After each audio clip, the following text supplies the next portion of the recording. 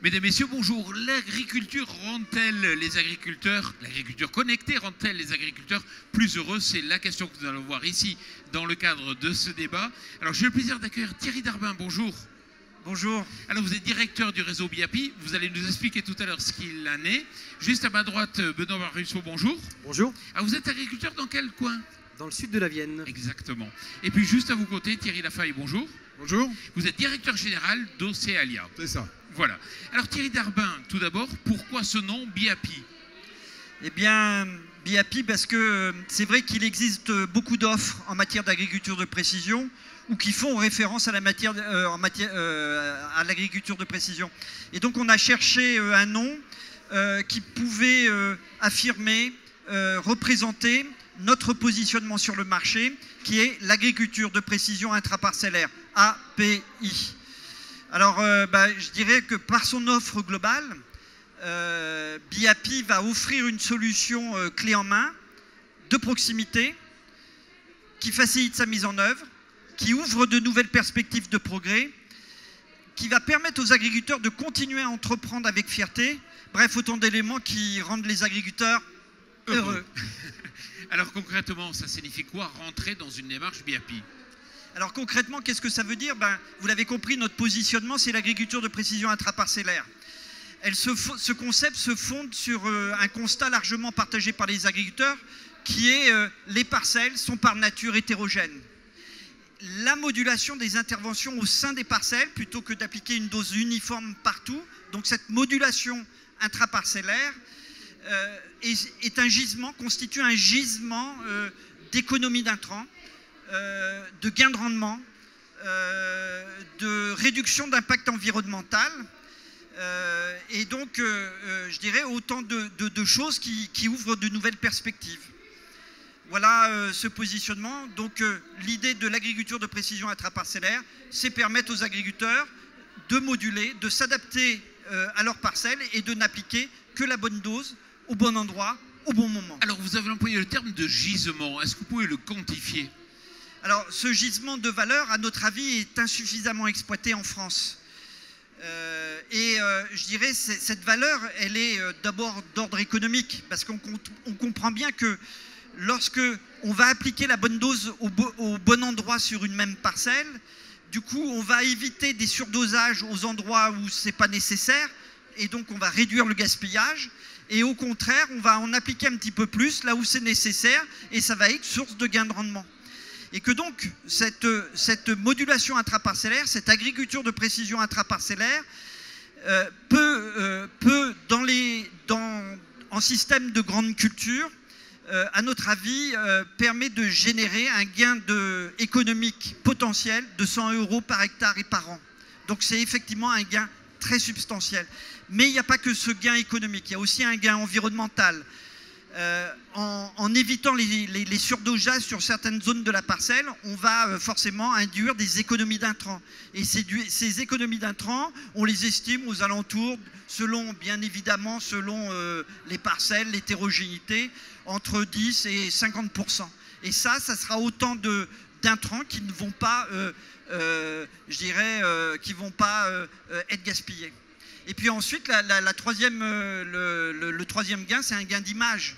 Ça permet effectivement de rénover ou de donner une nouvelle image à l'agriculture, plus moderne, plus technologique, d'ouvrir de nouvelles perspectives, d'offrir les innovations aux agriculteurs et bref, leur permettre de continuer à entreprendre, de retrouver goût à leur métier et donc, je dirais, presque déguiser la passion. Benoît Barrusso, vous êtes agriculteur dans le sud de la Vienne, vous l'avez dit. Est-ce que vous pouvez nous présenter votre exploitation en 2-3 chiffres ou données clés? J'ai 42 ans, donc vous l'avez dit, je suis exploitant dans le sud de la Vienne. Je gère aujourd'hui 300 hectares en céréales, blé, colza, tournesol principalement, et un petit peu de protéagineux et de maïs en sec. Et je suis adhérent à la coopérative Océalia. D'accord, dont M. Lafaille est le directeur général, juste à vos côtés. Depuis quand vous pratiquez l'agriculture de précision? Alors je pratique la modulation intraparcellaire depuis 2011. Donc aujourd'hui j'entame ma 6e campagne de modulation. Simplement fumure de fond, potasse, phosphore. Et j'ai continué dans cette pratique-là avec la fertilisation azotée, par le biais de télédétection, un outil mis à ma disposition par ma coopérative. Donc voilà, en fait, on a commencé à analyser un cadastre de 1950 et j'ai été bluffé par le nombre incroyable de micro-parcelles qui constituent aujourd'hui une parcelle culturale. Et j'ai même en tête une parcelle d'une surface de 25 hectares où à l'époque, en 1950, il y avait 28 propriétaires. Pardon. Donc ce qui forcément génère une hétérogénéité incroyable. Et en fait, ça donne matière à repenser en fait, ses pratiques culturales et sa pratique sur la fertilisation en tout cas. Et c'est ça qui vous a motivé à vous lancer dans l'agriculture de précision? Entre autres, alors il y a plusieurs choses. Il y a surtout l'agronomie. Aujourd'hui, je pense que l'agronomie est aussi qu'il ne faut pas laisser de côté. J'avais déjà l'intuition que mes parcelles étaient très hétérogènes.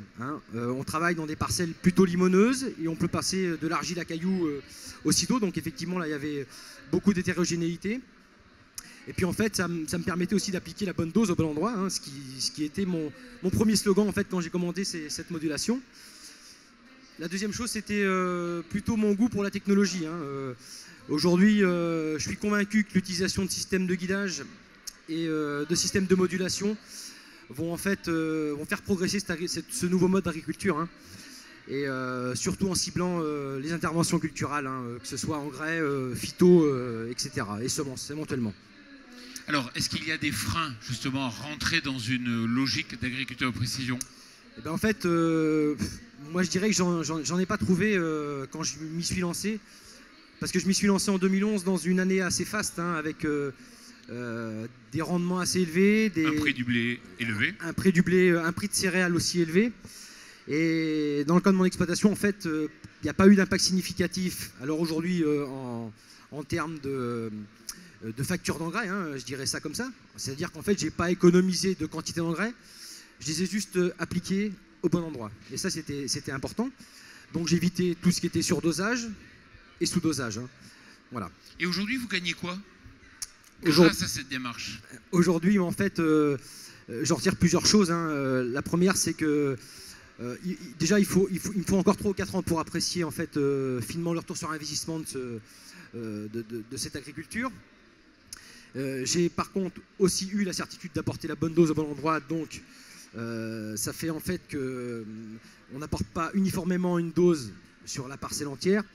Et j'ai aussi la conviction que mes terres se sont homogénéisées. Voilà. Alors, à l'échelle d'une coopérative, justement, être BIAPI, ça signifie quoi?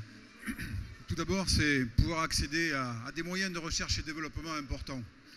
Très important, évidemment, plus que ceux que la coopérative peut avoir à disposition. C'est aussi bénéficier d'une dynamique de réseau par la mutualisation des expertises. Et en fait, les coopératives engagées partagent la même vision, partagent les mêmes valeurs. Et donc, cette dynamique de réseau, cette mutualisation, c'est un facteur de progrès. Donc, c'est d'abord ça. Et ensuite, la première mission de la coopérative, pour Océalia en tout cas, c'est la création de valeur dans les exploitations. Et la démarche globale de l'agriculture de précision intraparcellaire cadre bien avec cette ambition. La création de valeur dans les exploitations, c'est notre raison d'être, c'est notre première mission. Et c'est aussi pour cela que la coopérative est fortement engagée aujourd'hui dans cette démarche de production d'avenir. Alors, on a vu le cas de Benoît Barusso. Est-ce que c'est marginal? Est-ce que ça concerne un cas important des adhérents de votre coopérative? Alors, on avait fait un test grandeur nature en 2013, une enquête auprès de 109 agriculteurs, représentatifs des différentes productions sur le territoire, avec, c'est vrai, beaucoup de céréaliers. Le premier constat, c'est que 53% de ces agriculteurs, c'était en 2013, étaient très demandeurs de conseils et d'accompagnement par les techniciens de la coopérative. Et 36% d'entre eux étaient prêts à s'équiper dans les 3 ans à venir. Donc c'est un fond de cuve absolument motivant pour développer cette démarche. Comment vous les accompagnez? Alors écoutez, on les accompagne tout d'abord dans l'approche globale de l'exploitation. C'est-à-dire qu'on mise évidemment sur les expertises réseau. On les accompagne avec une démarche d'entreprise globale. Ce n'est pas uniquement un nouveau produit, c'est un nouveau mode de production et en fait une nouvelle manière de pratiquer l'agriculture. Donc on travaille dans le cadre d'une approche globale de l'exploitation qui mobilise toutes les ressources de l'entreprise. À premier lieu, les conseillers d'exploitation, les services d'appui que sont les services agronomie ou les services agri-solutions, mais plus largement des services transversaux, la communication, les RH, la direction également, parce que c'est un véritable projet d'entreprise. Ça veut dire que quelque part, c'est une conduite du changement. C'est-à-dire que même en interne, il faut justement évoluer dans l'offre des services apportés. Absolument. Effectivement, ça cadre bien aussi en fonction des différents enjeux auxquels sont confrontées les exploitations aujourd'hui. Et ces enjeux, pour faire simple, sont des défis à relever qui sont d'ordre agronomique, bien sûr, d'ordre économique, d'ordre environnemental. Et la démonstration de la valeur, ensuite, elle doit s'effectuer effectivement au plan économique. Et c'est aussi tout le sens de l'accompagnement des exploitants et les intérêts environnementaux également, qui sont résultants de cette démarche, permettent aussi de créer de la valeur. Thierry Darbin. Oui, alors juste pour rebondir sur ce que vous disiez, Thierry Lafaille, c'est que je dirais il y a des parties dans le monde où l'agriculture de précision intraparcellaire s'est développée. Et lorsqu'on regarde dans ces zones, qu'est-ce qui explique le développement de cette agriculture de précision? C'est qu'à la base, on a toujours une coopérative, un distributeur qui en fait une véritable dynamique de développement. Et ensuite, qu'est-ce qu'on s'aperçoit? C'est qu'il faut faire de la pédagogie, bien expliquer ce que c'est que l'agriculture de précision auprès des agriculteurs. Il faut leur assurer un accompagnement de proximité au moment clé de la mise en œuvre de cette agriculture de précision intraparcellaire. Et il faut s'appuyer sur une dynamique de réseau. L'échange entre agriculteurs, l'échange entre distributeurs est à notre avis fondamental. Et c'est pour ça qu'on a créé BIAPI, qui rassemble aujourd'hui 31 coopératives sur toute la France, et puis bien sûr leur union nationale in vivo. Et c'est justement pour mutualiser, partager les expériences et s'appuyer sur cette dynamique de réseau qu'on a créé BIAPI. Alors, Thierry Darbin, pardon. Benoît. Ouais, si je peux donner mon ressenti sur ce que vous venez de dire, Thierry, là, effectivement, quand je me suis lancé, moi, je me suis senti très bien entouré par ma coopérative. Et en plus, au sein de BIAPI, on a des experts qui sont complètement à la hauteur de l'événement. Des gens de type Charles Duval, donc c'est des gens qui ont énormément d'expérience et qui nous rassurent en fait dans notre projet. Ça, c'est super important. Enfin, c'est extrêmement important. Thierry Lafaille. Oui, alors Thierry Darbin a insisté sur l'accompagnement, c'est fondamental, effectivement, parce que s'agissant de domaines d'innovation importants, la question de la pédagogie, l'accompagnement de proximité, c'est au cœur du métier de la coopérative. C'est le lien de proximité qui est assuré aujourd'hui par la coopérative. Et tout à l'heure, je parlais de l'approche globale de l'exploitation. Ça se traduit pour nous par la capacité à porter un conseil qui est parfaitement adapté aux spécificités locales. Donc on est bien dans cette notion de proximité, cette création de valeur au cas par cas. Et ce qui est intéressant dans ce concept, c'est que c'est de la démarche personnalisée, individualisée, de la création de valeur au cas par cas, en fonction des contraintes pédoclimatiques locales. Et seule la coopérative qui bénéficie d'un réseau terrain large et d'un maillage territorial élevé peut assurer cet accompagnement. En fait, on est construit pour pouvoir apporter des solutions globales, pour résumer, qui vont du diagnostic d'hétérogénéité des sols jusqu'à la modulation effective au champ, en passant par le conseil et l'accompagnement de proximité. Est-ce que vous avez déjà des chiffres du gain par agriculteur ou au niveau de la coopérative? Non, à ce jour, pas encore, parce que on est tous enthousiastes effectivement par cette nouvelle démarche qui est un véritable nouveau mode de production d'avenir, mais effectivement, tout le travail est à réaliser. Il faut faire preuve évidemment de pédagogie, de clarification sur ce dossier, et on s'y emploie aujourd'hui pour pouvoir développer à grande échelle ce nouveau concept. Oui, alors c'est vrai que je dirais cette aventure de l'agriculture de précision intraparcellaire a débuté, je dirais, en Normandie, notamment au travers d'une société qui est devenue aujourd'hui une filiale de BIAPI qui s'appelle Defisol et qui a un savoir-faire maintenant, je dirais, d'une dizaine d'années. Et ils accompagnent dans cette région-là plus de 400 agriculteurs en modulation intraparcellaire. Et dans cette zone-là, effectivement, on a des résultats extrêmement intéressants, que ce soit en termes d'homogénéisation, comme vous le disiez, de terre, mais aussi de gains économiques, d'économie. C'est-à-dire que chaque agriculteur, lorsqu'on les interroge, ont tous une bonne raison d'y rester. Très clairement. Alors, concrètement, vos voisins, ils ont vu que vous rentrez dans une démarche d'agriculture précision. Ça leur a donné envie? Comment ça s'est passé? Alors, c'est un petit peu plus compliqué parce qu'en fait, moi, je me situe dans une zone de polyculture élevage. Donc aujourd'hui, nos éleveurs portent plutôt intérêt à leur élevage. Donc ils préfèrent prioriser leur troupeau techniquement et économiquement. Bon, après, ça prête toujours attention, c'est-à-dire qu'ils posent quand même pas mal de questions et je suis persuadé que dans les années à venir, ils y viendront petit à petit. Mais ils y viendront parce que c'est une démarche de progrès. Et en plus, je pense qu'aujourd'hui, ça ça nous rend une image plus forte hein, dans les pratiques. Cette agriculture est vraiment plus respectueuse de l'environnement et ça nous donne une très bonne image de nous. Alors aujourd'hui, vous faites de la modulation. C'est quoi l'étape suivante? La prochaine étape, ce serait la cartographie de rendement sur la moissonneuse-batteuse. Ce qui peut m'empêcher aujourd'hui de le faire, c'est plutôt la conjoncture économique qui n'est pas favorable. Maintenant, c'est pour ça que tout à l'heure, je vais obligé de rajouter une chose là, concernant l'accompagnement des agriculteurs. Je pense qu'il est nécessaire aujourd'hui d'apporter des solutions de financement et d'amortissement pour tous les nouveaux agriculteurs qui veulent se lancer dans cette nouvelle agriculture. Donc voilà, la cartographie de rendement en fait, va me permettre de finaliser ma boucle, diagnostic, pratique, évaluation. Et donc en fait, cette conjoncture pour l'instant ne me permet pas de le faire, mais je suis prêt à tout entendre, tout essayer. Hein. Toutes les pratiques concernant la modulation des produits phytosanitaires et peut-être des semences. Alors, ouais, tout à fait. Pour rebondir sur ce que tu dis, Benoît, moi, ma conviction, c'est que si on souhaite développer tous ensemble l'agriculture de précision intraparcellaire, ce qu'il faut, c'est actionner tout un écosystème qui tourne autour de l'agriculteur. Donc effectivement, il y a l'accompagnement, la qualité du conseil, la mise en œuvre de différentes technologies, mais aussi des solutions de financement, mais aussi intéresser les pouvoirs publics et les collectivités territoriales à ce mode de production un petit peu plus respectueux de l'environnement. C'est la R&D, c'est aussi peut-être les constructeurs et les concessionnaires de machines. Donc bref, il y a tout un écosystème qu'il faut pouvoir actionner et c'est ça le projet BIAPI qu'on souhaite partager avec les coopératives. Thierry Lafaille, ce qu'on a dit, c'est que c'était apporter la juste dose au bon endroit, donc des intrants de façon globale. Pour vous, paradoxalement, ça veut dire peut-être vendre moins de produits? Non, parce que le résultat, c'est la création de la valeur et c'est développer l'attractivité de la coopérative par la démonstration de la plus-value économique et environnementale avec la démarche d'agriculture de précision.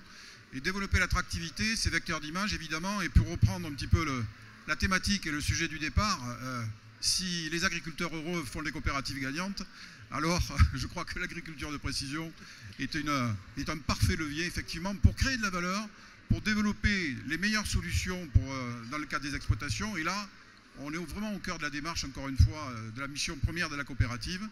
Voilà, et c'est ça qui, je pense, aujourd'hui, va beaucoup plus loin que la seule vente de produits ou de services. C'est un concept plus global.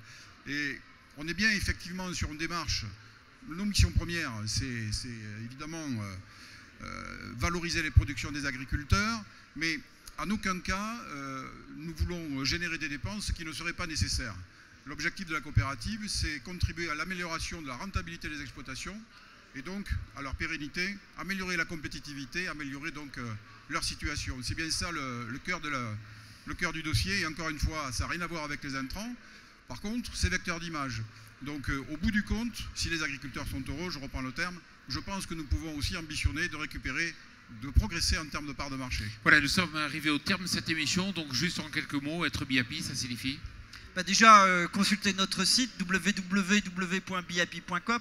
Je pense que être BIAPI, c'est vouloir, je dirais, concilier tout ce qu'on sait en matière d'agronomie et tout ce qu'on sait en matière de technologie dans un concept de progrès qui effectivement va permettre de retrouver de la valeur au niveau des exploitations agricoles, mais surtout redonner de la fierté, redonner un petit peu de bonheur aux agriculteurs, et puis je le dirais, attiser la passion de ce métier et peut-être capter de nouveaux talents. Messieurs, merci beaucoup d'être venus ici pour débattre cette question. Alors je vous le rappelle, soyez BIAPI.